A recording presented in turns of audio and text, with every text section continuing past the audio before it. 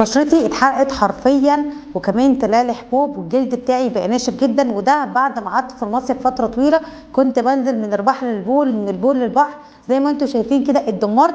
ده غير الحبوب الصغيره اللي موجوده تحت الجلد. علشان كده سبت بشرتي ديت حوالي 4 ايام، وقررت ان انا اعمل لنفسي جلسه ديرما بين اكني علشان بشرتي تهدى والحبوب اللي تحت الجلد تطلع. مش بس جلسه ديرما بين اكني، انا كمان هحط ميكس كده من السيروم المعالج للبشره والميزو ثيرابي المعالج للبشره. وتعالوا مع بعض نبدا مع بعض الجلسه.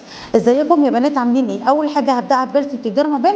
جبت جهاز الديرما بين وجبت السن المناسب لبشرتي سن 24. وبعد ما اتاكدت ان انا بشرتي نظيفه كليا، غسلتها كويس جدا وعقمتها، جبت المحلول بتاع الاكني. هبدا ان انا احطه على بشرتي قبل الجلسه بتلت ساعه علشان اتاكد ان كل الحبوب اللي موجوده في بشرتي تختفي وتتعالج زي ما انتم شايفين كده. وهغرق بشرتي بالمحلول ده وهرجع لكم تاني. بعد ما حطيت محلول الاكني حوالي تلت ساعه على بشرتي زي ما انتم شايفين الجلد بتاع بشرتي ابيض، وده طبيعي جدا لان هو بيشتغل على الحبوب اللي تحت الجلد وحبوب بره الجلد. والناس اللي جت هنا في المركز عندي مجربه جلسه الاكني وازاي بنعالج الحبوب. هبدا امسح المحلول وهعمل لنفسي جلسه ديرما بلاننج على السريع كده علشان اشيل الشعر الوبري والجلد الميت. وبعد كده هبدا جلسه الديرما بلاننج. هعمل لنفسي جلسه ديرما بلاننج علشان اشيل الشعر الوبري والجلد الميت، واتاكد ان نتيجه الجلسه تكون حلوه. لان انا دلوقتي هعمل جلسه ديرما بين بتقشير مضاعف علشان ارجع بشرتي تاني قبل المناسبه اللي موجوده عندي ب6 ايام. كمان هستخدم مع الديرما بلاننج سيرم الهيالورونيك اسيد، وده بحبه جدا وبستخدمه عندي هنا في الجلسات بتاعه المركز. هو بيدي ترطيب حلو وفي نفس الوقت بيخلي الشفره تمشي على البشره بطريقه كويسه، وبيكون ناعم جدا. هوزعه.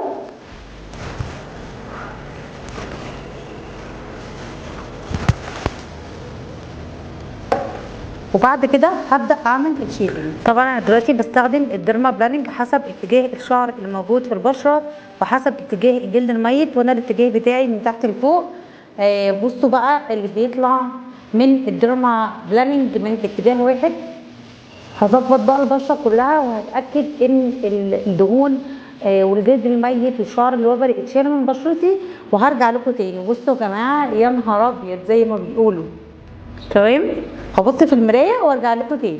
بعد ما حطيت الاحماض بتاعه النضاره والحاجات بتاعه التفتيح ومعالجه الحبوب، شطفت بشرتي كويس جدا واتاكدت ان هي متعقمه، وحطيت كحول وحطيت مخدر لمده 10 دقائق. ودلوقتي عملت لنفسي الحقنه بتاعه سيروم الميزوثيرابي المعالج. انا حطيت فيها تفتيح ونضاره وكمان اكني، يعني عملت ميكس كده من 3 حاجات.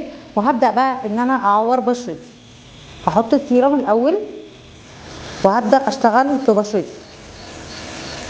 طبعا انا ما طولتش قوي لما حطيت المخدر عشان انا خلاص بشرتي اتعودت على جلسه الديرما بين. انا تقريبا بقالي 4 سنين بعملها مره كل شهر او مره كل شهر ونص، فانا ما كملتش 10 دقايق في التخدير. في حالات بنسيبها تتخدر 15 دقيقه، وكل واحد على حسب بشرته. ببدا بقى اشتغل في بشرتي كده بالديرما بين، وابدا احط السيرم اوزعه على بشرتي او الميزوثيرابي المعالج. وناس كتير قوي كانت سالتني قبل كده ايه هو الميزوثيرابي المعالج وايه فايدته. هو عباره عن زي ما انتم شايفين كده مجموعه من المواد المعالجه، بنشوف مشكله البشره ايه بنحل بيها البشره. لو عندك تصبغات، عندك اثار حبوب، لو عندك مسامات واسعه، هو بيحل كل المشاكل دي. زي ما قلت لكم كده، كل بنت بتيجي بننقلها السيرم او الميزوثيرابي اللي بتحتاجه لبشرتها، ونبدا نحطه على بشرتها علشان نحل المشكله اللي هي بتعاني منها.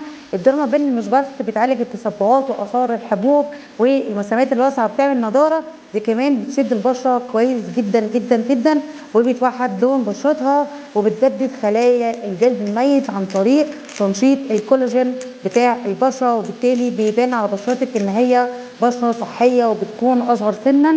البشره يوم ما بنعمل جلسه الديرما بين بتلتهب شويه وبتحمر، طبعا بننزل دم في البشره. بعد كده في نفس اليوم البشره بتلتهب اكتر، تاني يوم البشره بتبتدي ان هي تغمق وتشد، وبعديها ب3 أو 4 ايام البشره بتاعتك بتبدا تقشر. التقشير بيختلف من بشره للتانيه. في ناس بيعملوا جلد وبري، وفي ناس بيطلعوا قشر كامل، وفي ناس خلايا الجلد بتاعتهم بتتجدد من غير ما بتقشر. كل واحد على حسب بشرته وعلى حسب جلده. يعني مش لازم عشان صاحبتك بشرتها قشرت وطلعت جلد كتير انتي بشرتك تقشر وتطلع جلد كتير. هكمل بقى تشويح ببشرتي وهرجع لكم تاني بعد 5 دقايق من الطحن بالديرمابين. شايفين اللي بيطلع زي بنات دم، يعني مش في ناس ساعات تقعد تقول لي ده انا كنت ببقى فاكراه سيرم او ببقى فاكراه ماده انت حطاها. لا، انا حطيت قدامكم السيرم والسيرم كان شفاف، كل اللي طالع من بشرتي ده دم. انا حبيت بس اوريكم واعرفكم ان ده دم، بس انا شغاله قدامكم اهو ومش حاسه باي الم، عشان في ناس تقعد تقول لك انا بخاف، انا بيكون في الم جامد في بشرتي، ازاي الدم ده بينزل وانت مش حاسه بحاجه. بصوا انا اهو مش حاسه بالم نهائي، وزي ما قلت لكم انا حاطه مخدر اقل من 5 دقائق، يعني اقل من 5 دقائق مش 10 دقائق كمان. بفضل اشتغل بقى كده في بشرتي لحد ما احس ان انا كل الاماكن اللي مضايقاني في البشره انا ظبطتها خالص، وبعد كده هرجع لك. بعد ما اشتغلت ببشرتي اكتر من تلت ساعه هسيب الدم اللي موجود على بشرتي ينشف، وبعد كده هشيله واحط مضاد حيوي، وهبدا الروتين بتاعي اللي انا دايما بقول لكم عليه: ممنوع اتعرض للشمس لمده 3 ايام، هحط مرطبات، هحط كريمات تفتيح. عاوزه اقول لكم ان في بنات كتير قوي بيجوا لي بيكون عندهم حبوب ودهون تحت الجلد، لما الديرمابين بتطلعها كده بتكون الجلسه كويسه ما بتكونش وحشه. احنا بنطلع اللي تحت الجلد علشان نعالجه يا بنات. يا رب يكون فيديو النهارده عجبكم، ما تنسوش لو الفيديو عجبكم تعملوا لايك وشير علشان اكبر قدر من البنات تستفاد، وتعالوا عندنا في مركز الشايني علشان تعملوا جلسه ديرمابين. مع السلامه.